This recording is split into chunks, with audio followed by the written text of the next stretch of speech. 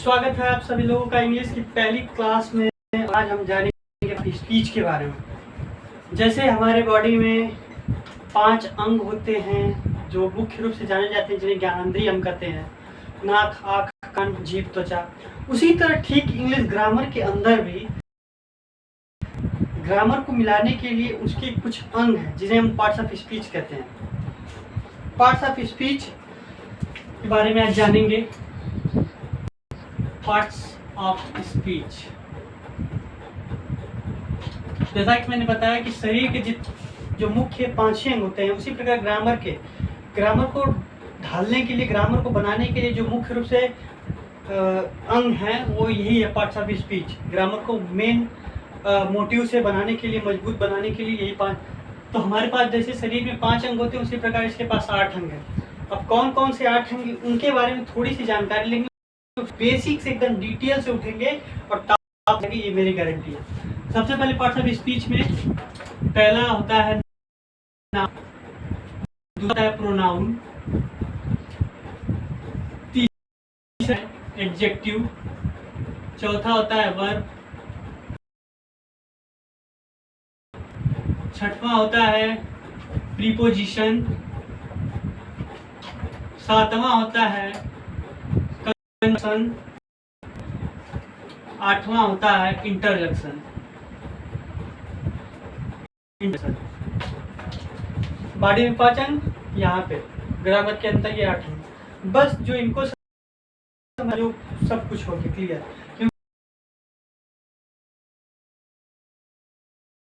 क्योंकि याद करते हैं noun is the naming word, ये सब डेफिनेशन किसी काम का नहीं है।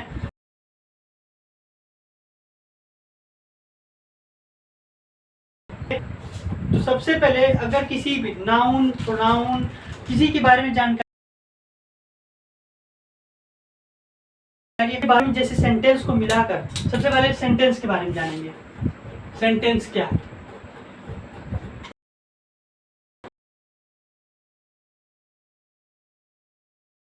वर्ब प्लस ऑब्जेक्ट होते हैं।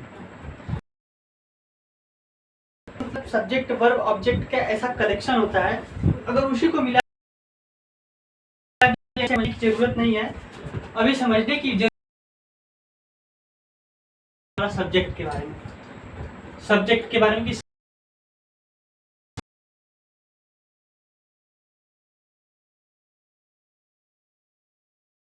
Subject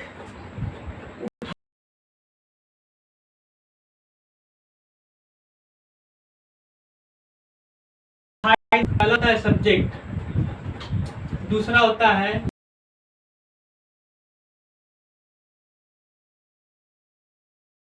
sentence. ये के बाद एक सेंटेंस में क्या क्या होता है? सबसे पहले होता है सब्जेक्ट, होता है बारे में हम जानकारी देते हैं। ये क्या होता है? जिसके बारे में करते हैं सेंटेंस में, उसे हम सब्जेक्ट कहते हैं। जैसे मैं हूं, अगर मैं अपनी बात कर रहा हूं, ये मेरा सब्जेक्ट हुआ। आई ये सब्जेक्ट हुआ। अगर आप अपनी बारे में बात कर रहे हैं तो यू ये आपका सब्जेक्ट हुआ, इसे ही हम सब्जेक्ट कहते हैं। तो ये हमें बताता है पर्सन और थिंग, या we speak about it. Sentence मतलब बारे में, सेंटेंस में जिसके बारे में बात करते हैं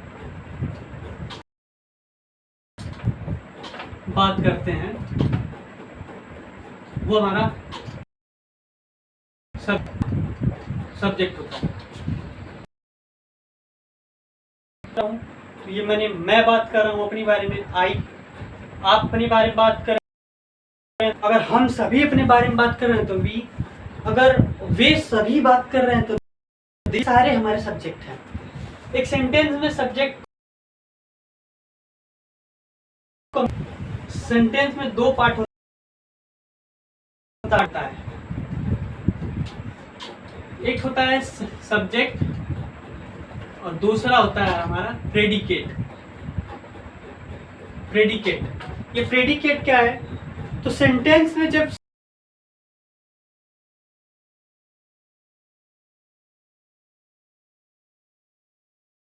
सब प्रेडिकेट करते हैं, या जो सब्जेक्ट के बारे में हमें एक्स्ट्रा जानकारी दे उसे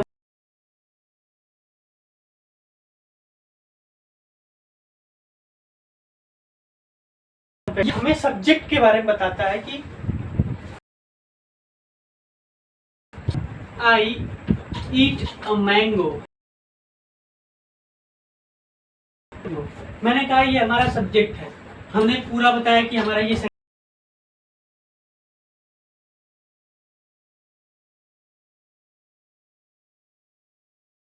प्रेडिकेट जो सब्जेक्ट के बारे में बता दे वे हमारे प्रेडिकेट कहलाते हैं। अब जैसे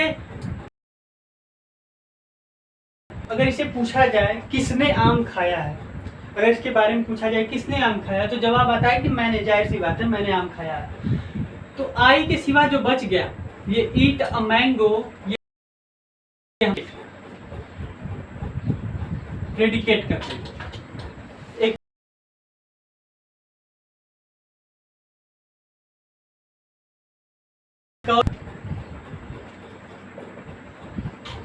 वी आर प्लेइंग, वी हमारा सब्जेक्ट हो गया। हमने कहा सब्जेक्ट के बाद जो चीज जो बच जा रहा है सब्जेक्ट के बाद वो सभी हमारे प्रेडिकेट, ये सभी हमारे प्रेडिकेट हैं। ये सिंपल बेसिक है, बाकी प्रेडिकेट के बारे में बात की। अगर किसी चीज की अगर बात होगी, अब बात होगी डायरेक्ट ऑब्जेक्ट की, ऑब्जेक्ट की बारी होगी। ऑब्जेक्ट क्या होता है? सबसे पहले तो ये क्या होता है, एक रिसीवर प्रकार मैंने किसी के द्वारा वो it receiver, it is receiver, receiver, it is receiver.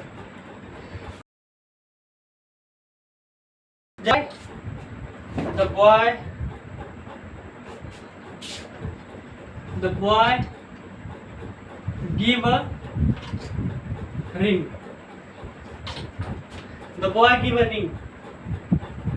हमने कहा ये हमारा सारे प्रेडिकेट हैं। प्रेडिकेट अब हमने पर है, सब्जेक्ट हो गया, प्रेडिकेट हो गया, बट ऑब्जेक्ट कहाँ है? तो इसी का क्या होता है कि जो सब्जेक्ट के द्वारा किए गए कार्यों को अपने ऊपर विश्लेषण कर लेता है या अपने ऊपर ले लेता है, उसे हम प्रेडिकेट करते हैं, अरे ऑब्जेक्ट करते हैं, sorry object. The boy give a ring, the boy give a ring, इसका क्या मतलब? बॉय ने एक,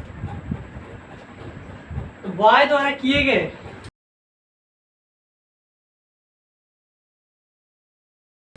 the boy give a ring to me, the boy give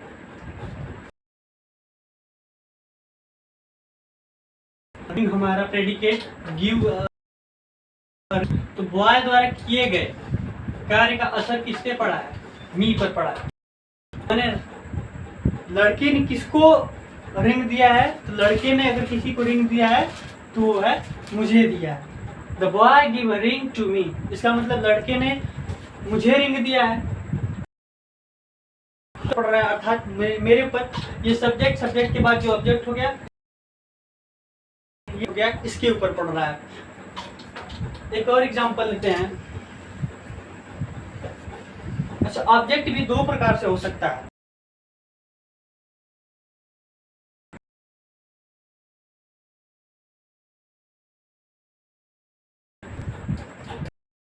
cricketer,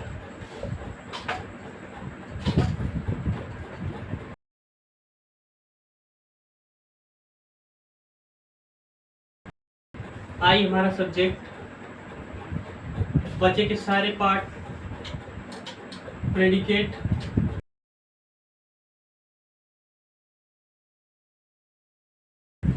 predicate subject के बारे में जो बता दे या सब्जेक्ट के ऊपर जो रिसीवर का प्राप्त होता है,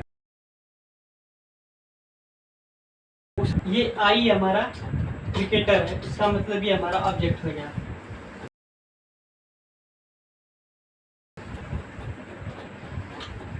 अब हमारा बात अगर होता है सब्जेक्ट हो गया,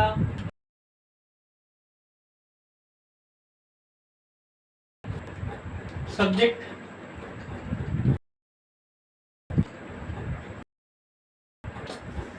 सब्जेक्ट कॉम्प्लीमेंट क्या, जो सब्जेक्ट के बारे में कॉम्प्लीमेंट कहलाते हैं। अगर खाना खा रहा है तो सब्जेक्ट के बारे में बता रहा है कि सब्जेक्ट खाना खा रहा है, जो अतिरिक्त जानकारी सब्जेक्ट के बारे में दे दे वो हमारा सब्जेक्ट कॉम्प्लीमेंट कहलाता है। सब्जेक्ट कॉम्प्लीमेंट ये खुद कहेगा, जैसे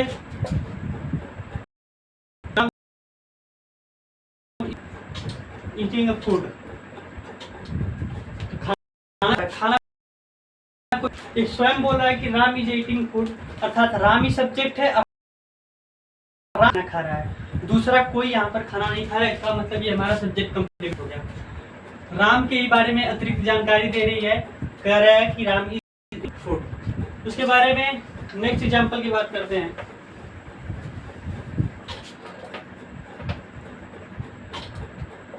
Sita is playing game, Sita is playing game. यहाँ सीता के ही बारे में बता रहा है कि सीता खेल रही, कोई और नहीं, इज प्लेइंग गेम। इस तरह से हमारा सब्जेक्ट कॉम्प्लीमेंट हो गया। अच्छा, सब्जेक्ट होने के बाद अगर मैं दूसरी चीज की बात करूँ, ऑब्जेक्ट कॉम्प्लीमेंट।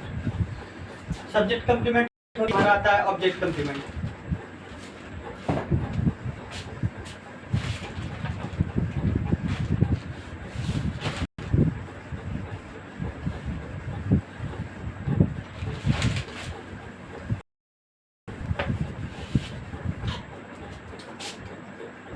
ऑब्जेक्ट कॉम्प्लीमेंट,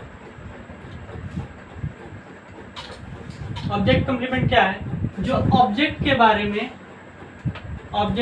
में अतिरिक्त जानकारी दे दे,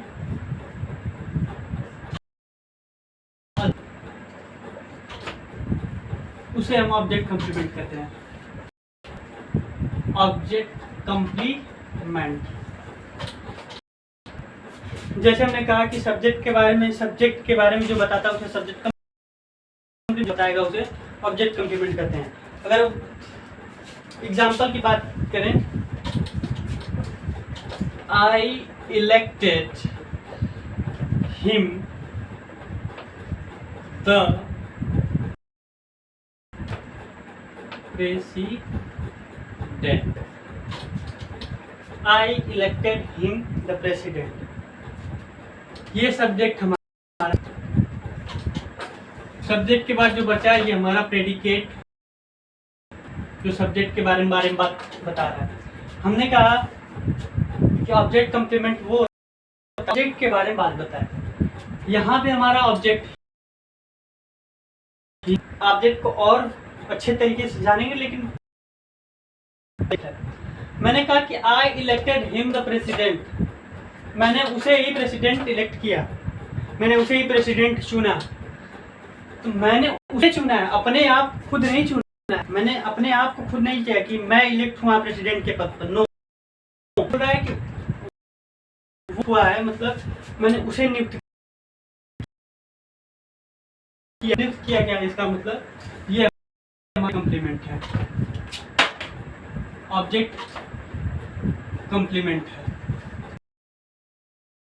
प्रेसिडेंट बनाया गया है, इसका मतलब हिम के बारे में जानकारी होती है, और सब लोग को पता है कि हिम के बारे में जानकारी जो बताए उसे हम ऑब्जेक्ट कॉम्प्लीमेंट कहते हैं। सिंपल सा, कुछ नहीं।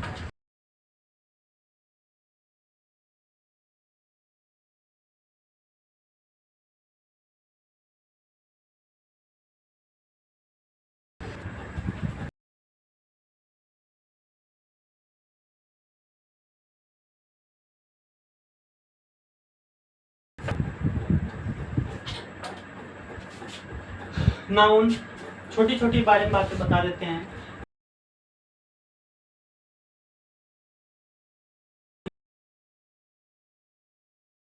अध्याय का अध्ययन किया जाएगा, लेकिन सबसे पहले छोटी छोटी इसके बारे में जान लेते हैं, बेसिक क्या है इसका। सबसे पहले नाउन के बारे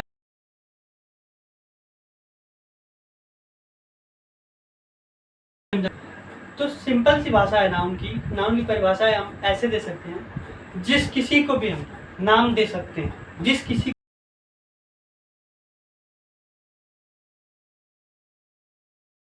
को भी कुछ भी जिसको भी हम नाम देते वो हमारा नाउन है। पहला चीज खत्म।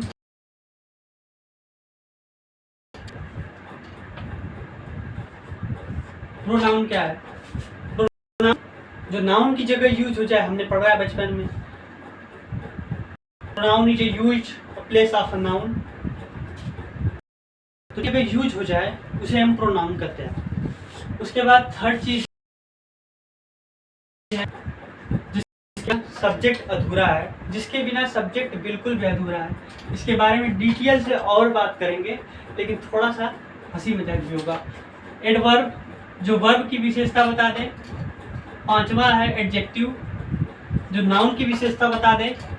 सातवां है कंजक्शन। कंजक्शन कंजक्शन जो दो वर्डों को जोड़ दे। आठवां है प्रीपोजिशन, जो दो नाम जोड़ दे। और आप लोग आठवां जो जानते हैं इंटरजेक्शन। इसका कोई वैल्यू नहीं है इंटरजेक्शन का।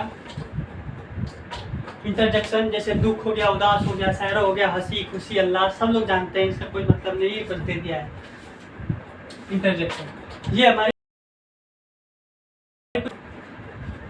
ये हमारे कुछ बेसिक है, और अब इनके बारे में डिटेल अध्ययन किया जाएगा कि क्या है ये, ठीक है? और इसके पहले थोड़ा सा और आगे बढ़ेंगे, थोड़ा सा और बेसिक है और सब इसके अगर कोई कॉन्सेप्ट है तो ये हमारा है फ्रेज एंड क्लॉज का।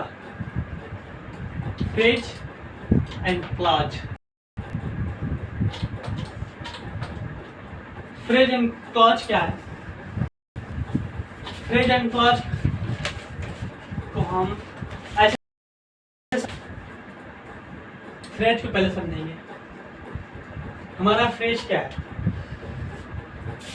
फ्रेज हमारा है कि जब सेंटेंस में, पहले तो ये जान जाइए कि ये अ ग्रुप ऑफ वर्ड होता है। अ ग्रुप ऑफ वर्ड माने शब्दों का कलेक्शन होता है और सब्जेक्ट प्लस वर्ब नहीं होता है। सब्जेक्ट प्लस वर्ब होता है। अब इसको समझे कैसे? इसको समझने के लिए आराम से कोई भी, मैंने कहा कि ये अ ग्रुप ऑफ वर्ड होता है। जैसे आप हैं और आपके कुछ मित्र बंधुगण हैं, सभी लोग टॉप, मान लीजिए 1 2 3। अब बताइए अगर किसी ग्रुप में लड़के हैं तो क्या उस ग्रुप में लड़की हो सकती है? वर्ब तो समझ लीजिए लड़की है, तो मैंने कहा अ ग्रुप ऑफ वर्ड या अ ग्रुप ऑफ बॉय कर दीजिए। ग्रुप ऑफ बॉय मतलब लड़कों का अगर झुंड है, 2 3 लड़के हैं अगर, तो क्या उस पर ये सब्जेक्ट मतलब आप अपने ऊपर ले लीजिए। सब्जेक्ट वही होता है जो आप होते हैं। ये सब्जेक्ट मतलब लड़कों का ग्रुप है। ये वर्ब मतलब लड़की को समझिए कि ये लड़की है, तो कि ये बता सकते हैं कि आप 2 3 लड़कों जो ग्रुप ऑफ वर्ड्स है, माने जब ग्रुप ऑफ सब्जेक्ट है, यानी आप सभी लोगों का जो समूह है, मान लीजिए आप हैं, आपके मित्रगण हैं, सभी लोग हैं, 2 3 4 5 लोग हैं, भाईचारा वाला ग्रुप होता है, तो उस ग्रुप में क्या लड़की हो सकती है? बिल्कुल भी नहीं। इसे बेस्ट तरीका है कि जिस ग्रुप में आप रहेंगे तो 4 लड़कों का जो ग्रुप में कोई भी लड़की नहीं होगी, जाहिर सी बात है। इसका मतलब इसका याद करने का तरीका बेस्ट हो गया कि जिस ग्रुप में मैं रहूंगा उस ग्रुप में वर्ब नहीं रहेगी, अर्थात उस ग्रुप में लड़की नहीं रहेगी। ये होता है सब्जेक्ट प्लस वर्ब कॉम्बिनेशन। बस इतना सा ही आसान है। अब इसके बाद क्लॉज की। क्लॉज क्या है? कोई लड़का है, कोई बंदा है, अब अपनी बंदी को पटाया हुआ है, मैच नहीं खा रहा है, आप लोग के ग्रुप में वो नहीं रहना चाहता है, आप लोगों को ग्रुप से अलग है, उसने बंदी से कर रखा है, तो क्या वो आप लोग के ग्रुप में आप लोग उसको अपने ग्रुप में रखने देंगे? मुझे लगता है आप लोग उसको अपने ग्रुप में नहीं रखेंगे क्योंकि उसने बंदी सेट किया है। और जहाँ भाईचारा होता है वहाँ बंदी का कोई वैल्यू नहीं होती है, क्योंकि भाईचारा ऑन द टॉप। इस कहने का मतलब ये है कि जिस ग्रुप में आप होंगे उस ग्रुप में लड़की नहीं होगी, इसका मतलब फ्रेज है जिस ग्रुप में जिस लड़के से आपसे बातचीत नहीं हो रही है, उसने गर्लफ्रेंड पटाई तो जाहिर सी बात है आपसे उससे पटेगी नहीं। अगर उसने गर्लफ्रेंड बनाई है और आपका समूह है, आपका रंगदार का दोस्त, कई लोगों का समूह है, उसमें कहाँ फिर कुछ नहीं। तो क्लास का कॉम्बिनेशन यही है, सिंपल सा कि क्लास वो होता है, मान लीजिए सब्जेक्ट है प्लस वर्ब, सेंटेंस में इसका कॉम्बिनेशन मिलेगा।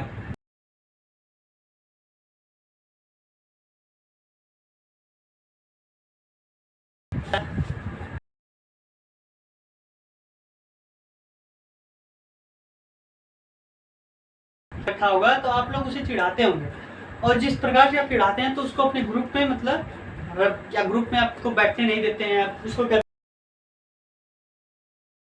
जिसने बंदी सेट कर रखी है, वो क्लास है। सब्जेक्ट हो गया, फ्रेज हो गया, क्लास हो गया। अब पहचाने कैसे?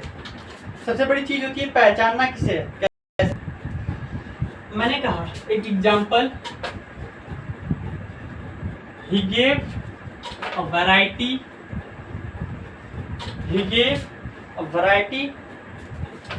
of a dance performance.